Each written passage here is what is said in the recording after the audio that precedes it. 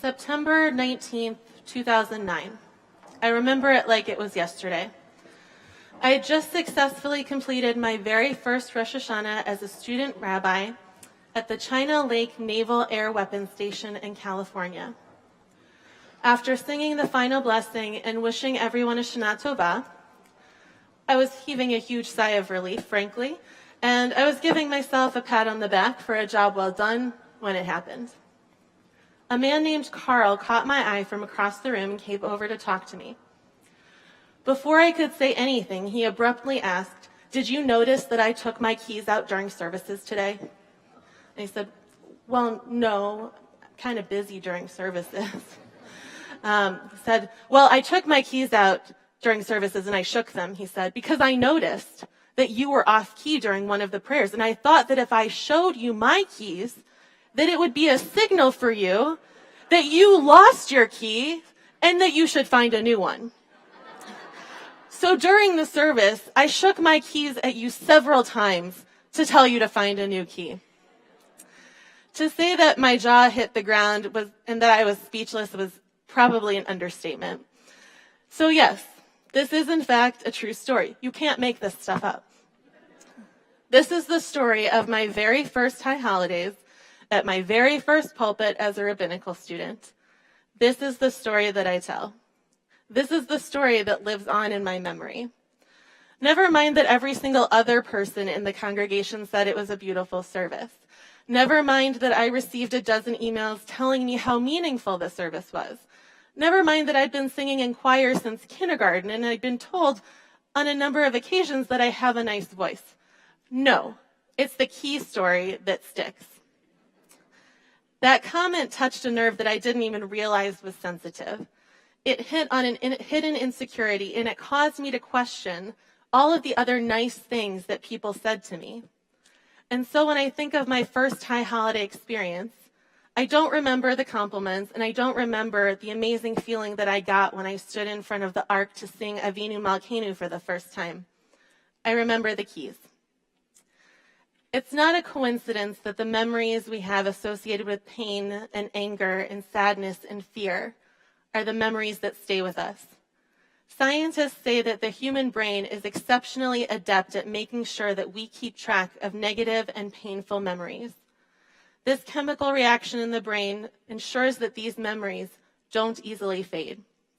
Negative emotions generally involve more thinking, and the information is processed more thoroughly than positive ones. And so we tend to ruminate more about unpleasant events and use stronger words to describe them than happy ones. It's an adaptive mechanism important for survival. When we're exposed to a real or perceived threatening situation, powerful things happen in the brain to memorialize aspects of the event. Traumatic events are stress producers which activate the brain, alerting it to the importance of an experience and priming the brain to store the event as high priority. Remembering the keys instead of the compliments is a natural tendency that we all share. We can all recall those times when someone has hurt us so deeply that it's the only thing we can think about. Because even if we've received hundreds of compliments telling us how brilliant we are, how beautiful we are, how kind we are, how generous we are, that one painful insult somehow becomes the only thing that we can hear. Regardless of the praise, it's the pain that stays with us. Yom Kippur is a day of memory. As we take stock of our lives, we begin to sift through our memories of the past year. We look deep inside ourselves to think about how we can create new pathways in the coming year instead of falling into old habits. And as we know, a large part of doing teshuvah involves taking an honest look at our relationships. We ask forgiveness from those we've wronged, and we grant forgiveness to those who've wronged us.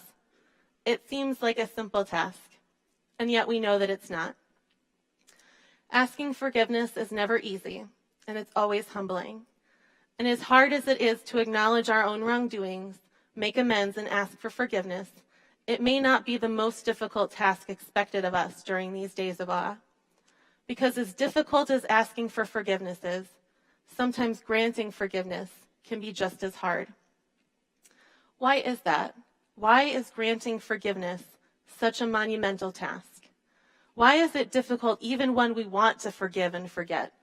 Most of us forget things all the time, mostly the things that we'd rather not forget. So why is it then that the painful memories are the ones that haunt us? On this day of repentance, when we're all trying to be our best selves and grant forgiveness, why is forgiveness so hard? Even though Jewish tradition gives us so many tools that teach us both how to seek forgiveness and how to grant it, I would argue that we don't always take our own advice. If we think about what we can call the Jewish story over the last many centuries, there seem to be two conflicting impulses, Exodus and Sinai. Rabbi Sid Schwartz argues that these are the most formative experiences in Jewish history, and they help us to explain how Jews have engaged and continue to engage in the world. These two core memories, the memories of the Exodus from Egypt and the memory of standing at Sinai, have become the seminal experiences in Jewish memory, and they continue to direct how we act today, even generations later. These memories are so ingrained in our stories and in our liturgy and in our rituals that even though we ourselves didn't experience them, they become our truths and they become our memories. The Exodus is the story of the Israelites' bitter oppression in Egypt for 400 years. They were abused, worked to the bone, forced to kill their own children. And then one day, God freed the Israelites with a mighty hand and an outstretched arm. Sinai, on the other hand, is the story of how these very same Israelites stood at the foot of the mountain and received Torah. In accepting this gift and this great responsibility, the Israelites were called to live a higher purpose, to create a way of life in which each person came with their unique gifts to create a holy nation. Two stories, two core memories, and two very different emotional experiences. The experience of Exodus was an experience dominated by fear. Fear of persecution, fear of oppression, fear of death. Sinai, on the other hand, was an experience of joy. Joy in the wonder of Torah. Joy in the holy community that was created. Joy in the many generations of Jews that would get to live by these teachings. So which is the dominant memory? Which memory do we more readily remember and act upon? We could argue that it's both. We certainly try to live our best lives filled with holiness and purpose and meaning with Torah as our guide. But every so often, something happens that brings us back to the Exodus story. For many of us, this is the default. Especially in our world today, a world where we see anti-Semitism and white supremacy, a world where we feel vulnerable. We frame our actions through the lens of the Exodus narrative rather than the Sinai narrative. When we feel threatened or persecuted, our brains immediately bring back the memories of pain and fear that prime us to go into Exodus mode. And so when thinking about forgiveness, we need to ask ourselves why we always go back to the Exodus impulse. Is it perhaps because we as a Jewish people are still holding on to that pain? Is it because we've never forgiven Pharaoh or really any of our persecutors along the way for the pain and suffering that's been part of our story? We as a group have work to do in the realm of forgiveness, because only when we readily go to the joy of Sinai rather than the pain of Exodus. But we're in luck. We have centuries of instructions on how to seek forgiveness and how to grant it. The tradition tells us that when someone comes to us to ask forgiveness, we should grant it. In fact, we're obligated to forgive a person who's done the work of true teshuvah because it would be cruel not to. And some of us have been lucky enough to have experiences like that. When people come back to us and they say, I am so sorry, and I am so embarrassed, and I am so ashamed, and here are all of the things that I've done, and here are all of the ways that I've changed. And when that happens, when we can see that they've truly transformed, it becomes much easier to forgive. But the truth is, most people don't make it easy for us, do they? And so the question becomes, how do we move forward? What do we do when we are on the receiving end of all of this hurt and all of this pain? What about the time when the people who've hurt us either don't realize the depths of our pain, or we can't confront them, or they're just not sorry for what they did? What do we do with the pain? How do we move forward? In Genesis, we read the story of Jacob and Esau. As was the custom in ancient times, Esau, as the firstborn, inherited the birthright and the blessing from his father. One day when they were older, Esau was out hunting and he came back famished. He saw his brother Jacob making a stew and begged him for something to fill his hungry belly. Jacob consented, but only if his brother would sell him the birthright. Convinced that he would otherwise starve, he sold it. Later in the story, when it becomes clear that Isaac, their father, is dying, Jacob tricks him into thinking that he's Esau, and he steals the blessing. So now Jacob has both the birthright and the blessing, and fearing Esau's retribution, he flees. Many years later, the two meet. Esau comes out to meet Jacob with 400 men. And Jacob's pretty terrified, believing that Esau came to kill him. And so he prepared an offering of rams and goats and camels and cows and bulls and donkeys as a peace offering.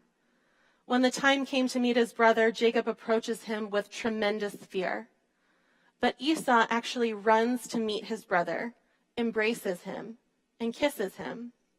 Not quite the ending we were expecting. It turns out that Esau had somehow let go of the pain and forgiven Jacob. He's not living in the past, dwelling on the many ways, and there were many, in which Jacob had hurt him. Rather, he's living his life fully. Somehow, without Jacob ever having done the work of teshuvah and asking for forgiveness, Esau forgave. How did that happen? How does Esau do that? And moreover, how can we? Rabbi Sharon Brous explains that there are two categories of forgiveness. One is forgiveness out of social obligation, and the other is forgiveness as an act of grace. In Judaism, we call this chen, and chen is different than forgiving because you're socially obligated to, or because you know the other party has forgiven you in the past. Forgiveness as an act of grace is simply saying that I don't want to carry this burden with me any longer, because I'm stronger than that, and I no longer want to be defined by something that someone else did to me that they're probably not even thinking about anymore. Because in that case, I'm the one who suffers, because I refuse to be a passive participant in my own life. I don't forgive you because you deserve it. I forgive you because I deserve it. Rabbi Jonathan Sachs teaches that forgiveness is more than a technique of conflict resolution. It is a stunningly original strategy, he says. In a world without forgiveness, evil begets evil, harm generates harm, and there's no way short of exhaustion or forgetfulness of breaking that sequence. Forgiveness breaks the chain. It introduces into the logic of interpersonal encounter the unpredictability of grace. It represents a decision not to do what instinct and passion urge us to do. It answers hate with a refusal to hate, animosity with generosity. Few more daring ideas have ever entered the human situation. Forgiveness means that we're not destined endlessly to replay the grievances of yesterday. It is the ability to live with the past without being held captive by the past. Rabbi Brous reminds us that Rambam, a 12th century commentator, in explaining why we can't hold a grudge or take revenge, quotes a verse from Leviticus. It says, "You shall not take vengeance or bear a grudge. Instead, love your neighbor as yourself." She suggests that the reason that these two ideas are paired with one another is simple, because what happens when we hold a grudge in our hearts? We're not able to love fully. And I don't mean love the perpetrator or the offender fully. I don't think we ever need to or ought to. I mean that we're not able to love fully. I mean that we're walking down the street with a grudge against someone else and the poison of hurt that someone else caused us in our hearts, then you cannot love your children fully, and you cannot love your friends fully, and you cannot love your partner fully, and we cannot love each other fully, because that kind of pain in the heart diminishes who we are and what we're capable of, and it makes us unable to love as we're fully intended to love. When we dwell on the pain of the past, we cannot fully engage in the present. If our default is the Exodus narrative of persecution rather than the joy of Sinai, then we are the ones who are hurt. We are the ones who can't fully engage in the world around us. We are the ones who can't live fully or love fully. And so when we think about these two core memories of Exodus and of Sinai, What if we thought about them just for a moment through the lens of forgiveness? Because I don't believe that we were meant to hold on to the pain of Exodus for this long. I believe that we were meant to learn from it and grow from it, and that we're meant to forgive, but not to forget. Every year we remember Exodus and relive the journey from slavery to freedom at our Passover Seders. But then we count the Omer, the 50 days between Passover and the receiving of Torah at Sinai on Shavuot. We remember the Exodus and we tell the story. But receiving Torah was meant to serve as our cue to let go of the pain and hold on to the joy. Our Torah continues to remind us that we were slaves in the land of Egypt, but there's always something that comes after that, a therefore, an action. We remember the past so that we can live fully in the present. We can't do that if we've not done the work of forgiveness. Pharaoh doesn't deserve our forgiveness, but we forgive him anyway, not because he deserves it, but because we do. When I think about my first high holidays at China Lake, it's the keys that I remember. At this point in my life, years later, I find the story to be quite humorous. But at the time, I was hurt. It was only when I was able to forgive Carl and let go of the pain that I was able to find humor in the situation and grow from the experience. But it's not just the Carls in our lives that we need to forgive. Relationships are hard, and many of us harbor deep wounds that continue to fester long after the initial insult. For these two, we grant forgiveness, not because they've earned it, but because we have. We've earned the right to let go of the pain of the past. On Yom Kippur, we ask God to forgive us out of grace. We say, Avinu Malkeinu, Chonenu Va'anenu, Ki Ein Banu Masim. Avinu Malkeinu, give us grace and answer us, even though we have little merit, even though we don't deserve it. Bless us with grace and forgive us. On this Yom Kippur, may we have the strength to do the same.